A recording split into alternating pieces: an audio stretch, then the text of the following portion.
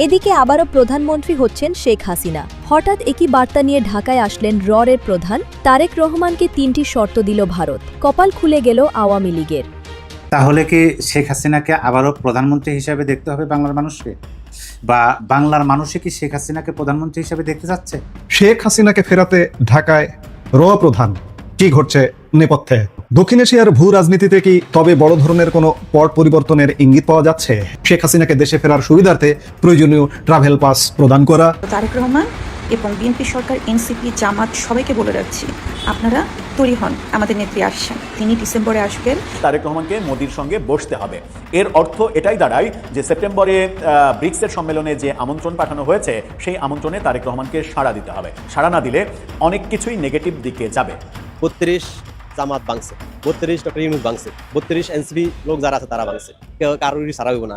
আমরা আল্লাহর কাছে অনেক দোয়া করি, আল্লাহ আওয়ামী লীগ আওয়া পর্যন্ত একটু ডক্টর ইউনূসরে বাঁচায় রাখো, এই শাহরিয়ার কবিরের বাঁচায় রাখো, ব্যারিস্টার কুয়াদ্রে বাঁচায় রাখো, সালাউদ্দিন আম্মার এবারে বাঁচায় রাখো। প্রথমে থাকা ভিডিও ক্লিপগুলো দেখেই বুঝতে পেরেছেন আজকের ভিডিওটি কতটা গুরুত্বপূর্ণ হতে যাচ্ছে এবং কোন বিষয়ের দিকে ইঙ্গিত করছে। তাই আজকের ভিডিওটি দেখলে বাংলাদেশের রাজনৈতিক সর্বশেষ পরিস্থিতি সম্পর্কে খুবই গুরুত্বপূর্ণ কিছু তথ্য পেয়ে যাবেন।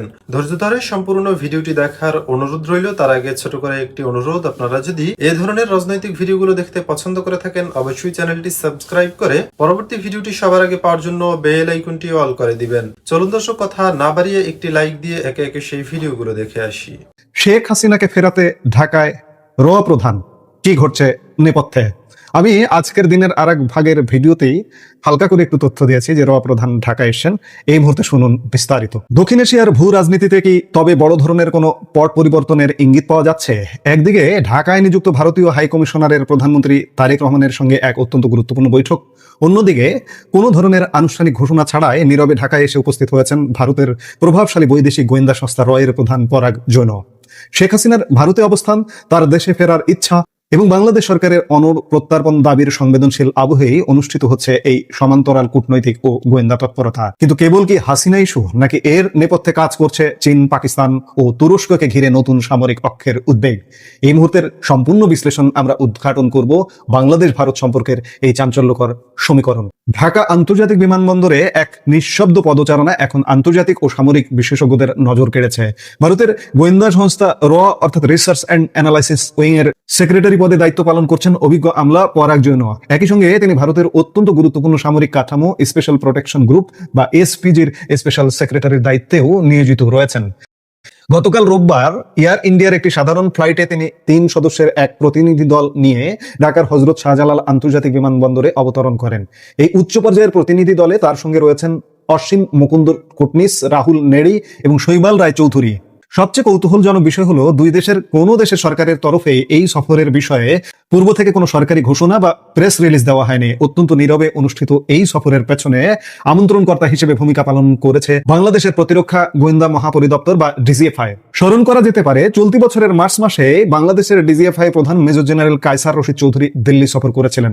বাংলাদেশের সাম্প্রতিক রাজনৈতিক পট পরিবর্তনের পর দ্বিপাক্ষিক নিরাপত্তা ও গোয়েন্দা সহযোগিতা পুনরুজ্জীবিত করার ক্ষেত্রে সেই সফরটি ছিল প্রথম বড় পদক্ষেপ।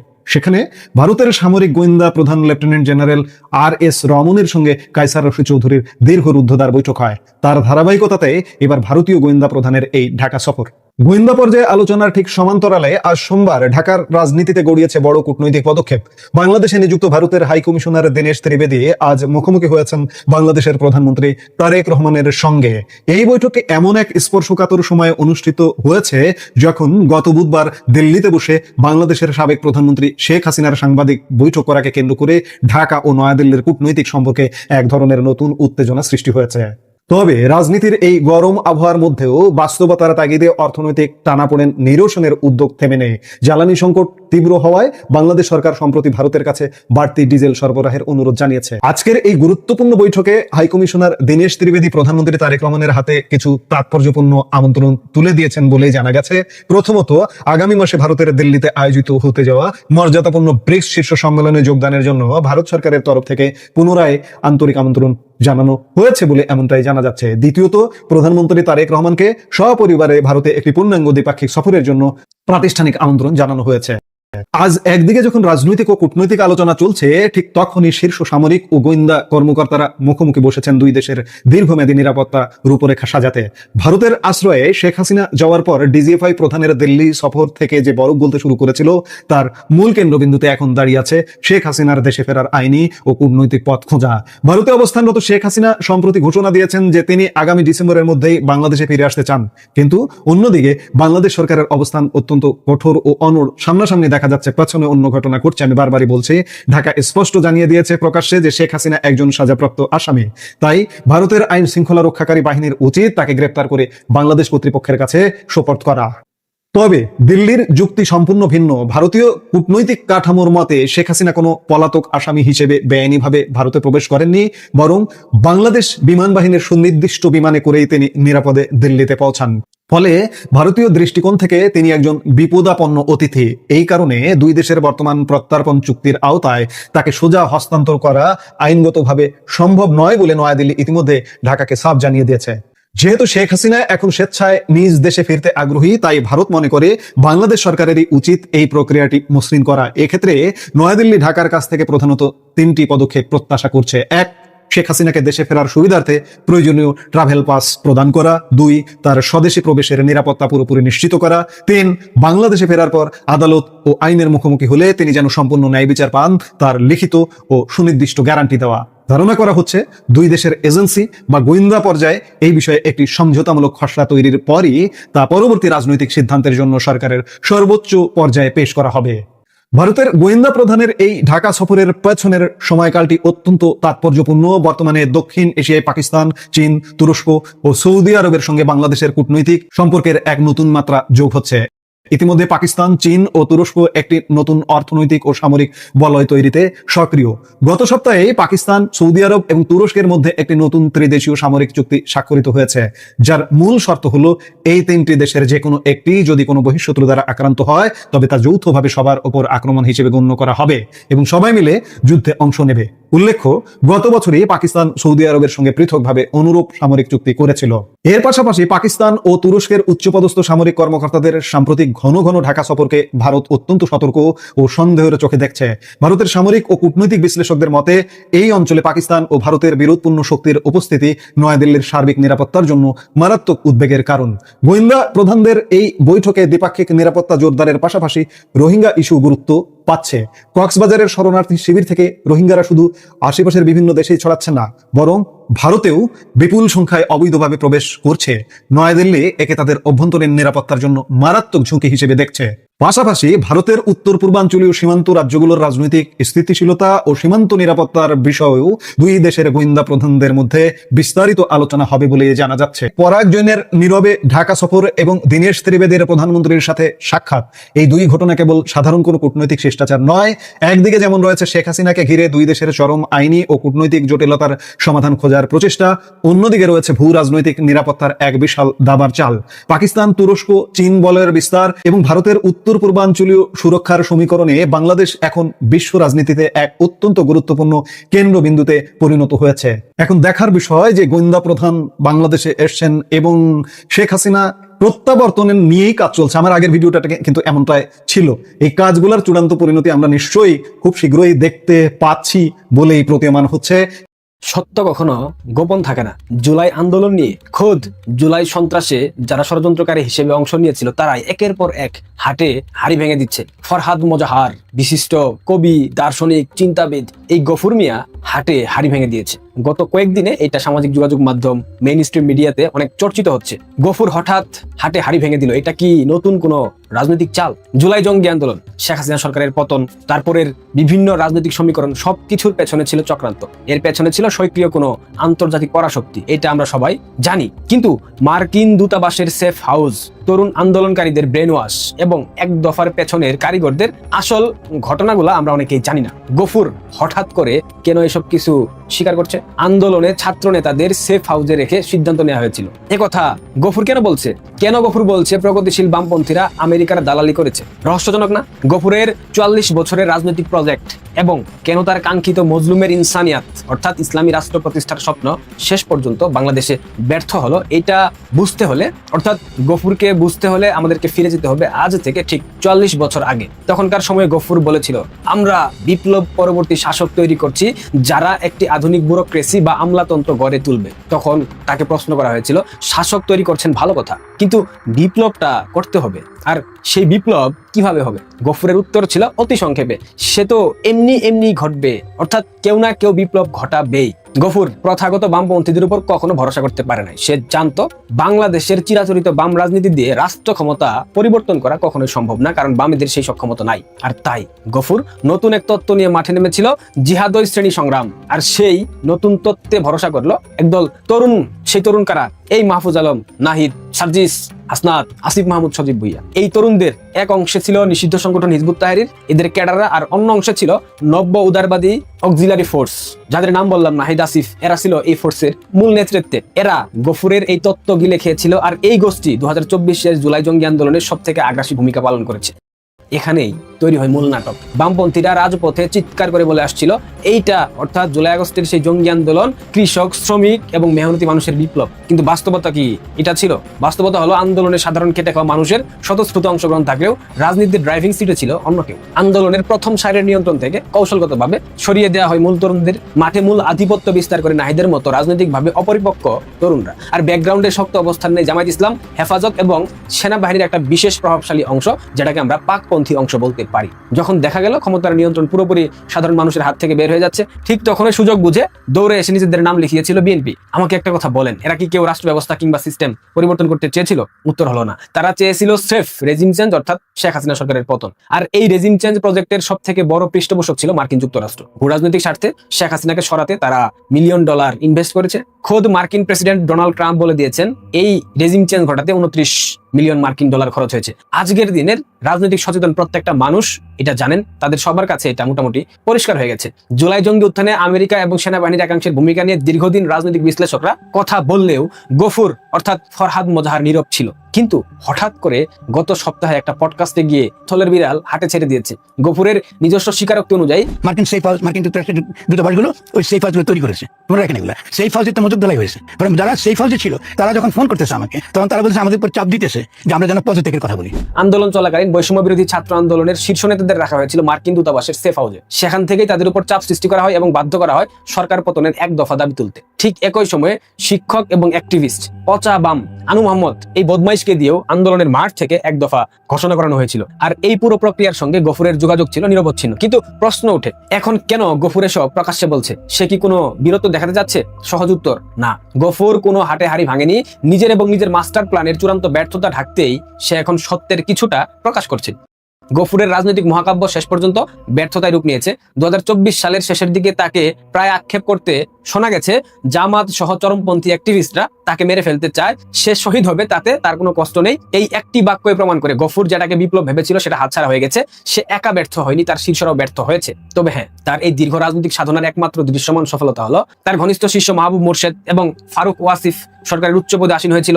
আর তার পরকীয়া ব্যাড পার্টনার ফরিদ আখতার অন্তর্বর্তীকালীন সরকারের মৎস্য উপদেষ্টা পদ বাগিয়ে নিয়েছিল। উপদেষ্টা পদ আর সরকারি দপ্তর মিললেও গফুর মোজাহারের 40 বছরের সেই বিপ্লবীর রূপরেখা ধুলোর সাথে মিশে গেছে। এত কিছুর পরও ফরহাদ মোজাহার আশা কিন্তু ছাড়ছে না, কারণ তার দৃষ্টি এখন 1972 সালের মূল সংবিধানে। গফুর খুব ভালো করেই জানে, আজ হোক বা কাল হোক বাংলাদেশে ঐতিহ্যবাহী রাজনৈতিক দল আওয়ামী লীগ রাজনীতিতে ফিরবেই, কারণ দেশের একটা বিশাল জনগোষ্ঠীর সমর্থন আওয়ামী লীগের পেছনে আছে। দল হিসেবে আওয়ামী লীগের প্রত্যাবর্তন ঠেকানো একেবারে অসম্ভব, যেটা আমরা এখন দেখতে পাচ্ছি, গফুর দেখতে পাচ্ছে। আর আওয়ামী লীগ ফেরা মানে 2024 সালে গফুর যে রাষ্ট্র পুনর্গঠনের স্বপ্ন দেখিয়েছিল সেটার স্থায়ী মৃত্যু ঘটবে। তাই গফুর এখনো মনে করে সময় শেষ হয়ে যায়নি, যে কোনো মূল্যে 72-এর সংবিধান মুছে ফেলতে হবে। তার অঙ্কের হিসাবটা এই ক্ষেত্রে অনেকটা সহজ। প্রথমত, 72-এর সংবিধান বাতিল করতে পারলে প্রথাগত এবং জনপ্রিয় বুর্জোয়া গণতান্ত্রিক কাঠামো ভেঙে পড়বে। দ্বিতীয়ত, সেই শূন্যতায় গঠন করা যাবে একটি বিপ্লবী সরকার। তৃতীয়ত, আর সেই বিপ্লবী সরকার পরবর্তীতে ধীরে ধীরে প্রতিষ্ঠা করবে একটি মডারেট ইসলামী হুকুমত, যেটা গফুরের ভাষায় মজলুমকে ইনসানিয়াত বা মানবিক অধিকার এনে দেবে। কিন্তু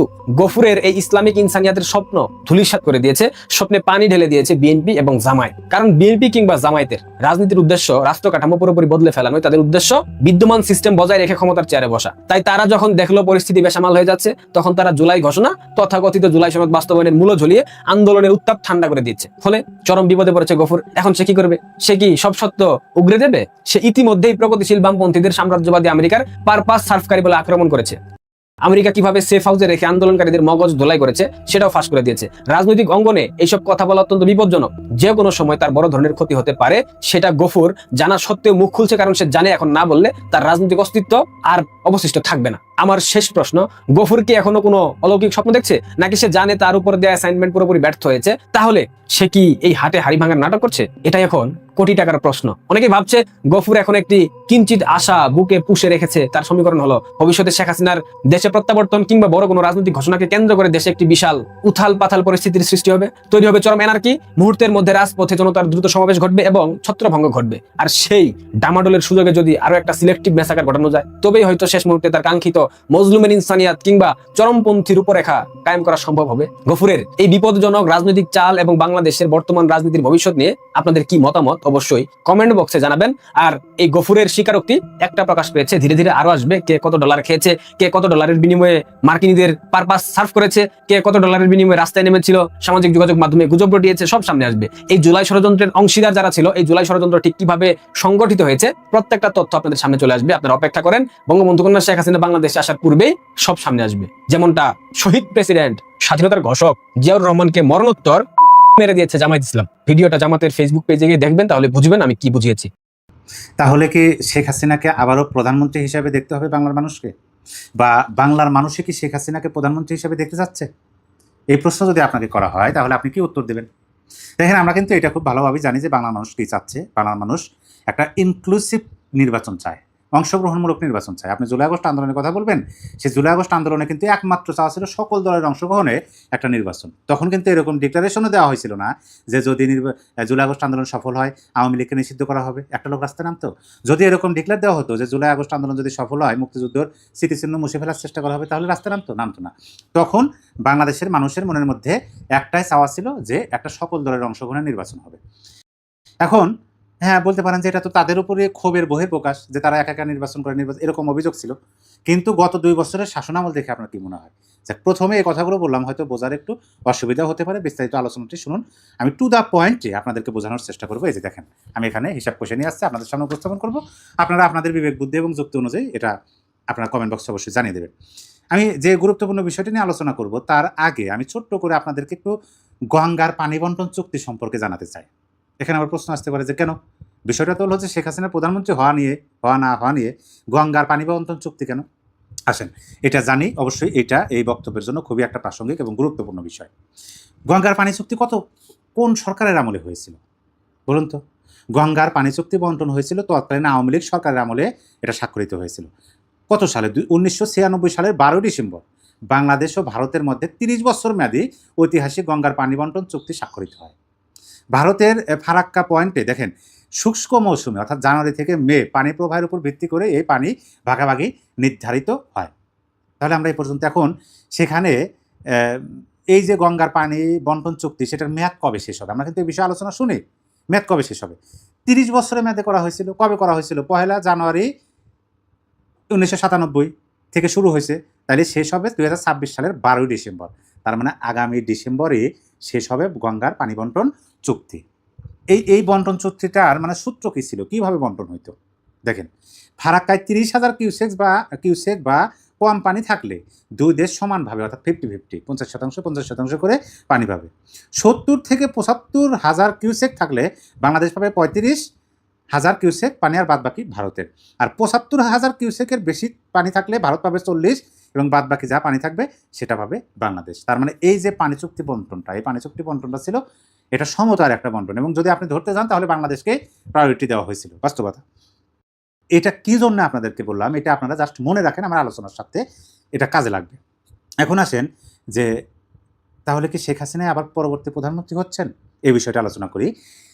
এখন শোনা যাচ্ছে যে একটা মধ্যবর্তী নির্বাচন হবে, এরকম কিন্তু গুঞ্জন চলে আসছে অলরেডি রাজনৈতিক পরিমণ্ডলে, যে একটা মধ্যবর্তী নির্বাচন হবে। এবং আমরা তো জানি যে মধ্যবর্তী নির্বাচন হলে কী হবে। আচ্ছা, সেদিকে পরে যায়। মধ্যবর্তী নির্বাচনের কথা কেন আসতেছে? এই যে সরকার, বর্তমান সরকার, এই সরকার তো সবে মাত্র 6 মাস হলো। 6 মাসে এখন আবার আরেকটা নির্বাচনের কথা বলা হইতেছে। তাহলে পরিস্থিতি কোন দিক যাচ্ছে? এইটা বুঝতে হলে আমাদেরকে একটু আগে যেতে হবে। যেহেতু আওয়ামী লীগ শব্দটা বা আওয়ামী লীগ নামটা এখানে আছে, আওয়ামী লীগের ক্ষমতাচ্যুত হওয়ার সেই দিন থেকে আমাদের কথা বলতে হবে। একেবারে বিস্তারিত বলতে হবে না, শুধুমাত্র পয়েন্টগুলো আপনাদেরকে বলি। যেমন ধরেন আওয়ামী লীগ সরকার ক্ষমতাচ্যুত, ডক্টর ইউনূস ক্ষমতায় আসা, এই যে ক্ষমতার পালা বদল, ক্ষমতার যে বদল, এইটার পিছনে যে মার্কিন ডিফটের জড়িত বা তারাই যে এটা ঘটাইছেন এটা কিন্তু এখন ওপেন সিক্রেট। এইটার বাস্তব প্রমাণ হচ্ছে ডোনাল্ড ট্রাম্প। তিনি ক্ষমতায় আসার পরে কিন্তু বলছেন 29 মিলিয়ন মার্কিন ডলার বাংলাদেশে চলে আসছে। আচ্ছা, তাহলে ডক্টর ইউনূসকে মার্কিনদের মদপুষ্টে তারা ক্ষমতায় আসছিল। তারপরে তিনি কী কী করছেন সেগুলো বলার দরকার নাই, সেগুলো আমরা সব জানি। এখন একটা নির্বাচন হয়েছে, কেন নির্বাচন হলো? ডক্টর ইউনূস তো নির্বাচন দিতে চায় নাই। ডক্টর ইউনূস চেয়েছিল যে 40 সাল পর্যন্ত থাকবে, ডক্টর ইউনূস আরও 50 বছর ক্ষমতায় থাকবে, অন্তত না হলেও 29 সাল পর্যন্ত ক্ষমতায় থাকবে, এটা কিন্তু বলা হয়েছিল। তারপর নির্বাচন দিল কি জন্য? দেশের মানুষের চাওয়ার পরিপ্রেক্ষিতে যে দিতেই হবে, কারণ ডক্টর ইউনূসের শাসনামল থেকে বাংলার মানুষ মুক্তি চাচ্ছিল। সেই জন্য একটা নির্বাচন হয়ে গেছে, বর্তমানে একটা সরকার আসছে। মানুষ আশা করছিল যে এই সরকারের আমলে ডক্টর ইউনূস যেটা করছে সেইটা অন্তত তারা করবে না। যেমন ধরেন আওয়ামী লীগকে নিষেধাজ্ঞা দেওয়া, কর্মকাণ্ডের নিষেধাজ্ঞা, ছাত্রলীগ নিষিদ্ধ, এই বিষয়গুলো থাকবে না। নির্বাচনের আগে কিন্তু এই বিষয়গুলো সামনে চলে আসছিল। এখন আমার কথা হলো যে যেহেতু এই আলোচনা চলতেছে বাংলাদেশের রাজনীতিতে, যদি ইনক্লুসিভ নির্বাচন হয়, এই বিষয়টা আপনাদের উপরে ছেড়ে দিলাম, তাহলে বলুন তো কারা নির্বাচিত হতে পারে? ডক্টর ইউনূস অর্থাৎ জামাতিদের শাসন দেখেছে বাংলার মানুষ, বর্তমান সরকারের শাসনে দেখেছে। এখন সামনে নির্বাচন যদি হয় একটা 27 সালে বা এই সামনে ধরেন হলো একটা মধ্যবর্তী নির্বাচন যদি হয়, তাহলে মানুষ কাকে ভোট দেবে? আর বর্তমান সময়ে আওয়ামী লীগের দিকে যদি আমরা তাকাই, তাহলে কি দেখতে পারি? যে আওয়ামী লীগের সবাই শেখ হাসিনার মুখের দিকে তাকিয়ে আছে। তার মানে তারা শেখ হাসিনার বিকল্প এখনও কাউকে ভাবতেছে না। যদি একটা নির্বাচন হয়, সেই নির্বাচনে আওয়ামী লীগ অংশগ্রহণ, মানে ইনক্লুসিভ একটা নির্বাচন হয়, সেই নির্বাচনে জনগণ যদি আওয়ামী লীগকে ভোট দেয়, আওয়ামী লীগ যদি জয়যুক্ত হয়, তাহলে কে হতে পারেন প্রধানমন্ত্রী? শেখ হাসিনা। বাস্তবতা কি? এই ভিডিওগুলো দেখছিলেন, এ সম্পর্কে আপনাদের মতামত কমেন্টে লিখে পাঠাবেন। ভিডিও ভালো লাগলে চ্যানেলটি সাবস্ক্রাইব করে আমাদের সাথেই থাকতে পারেন। এতক্ষণ সাথে থাকার জন্য ধন্যবাদ।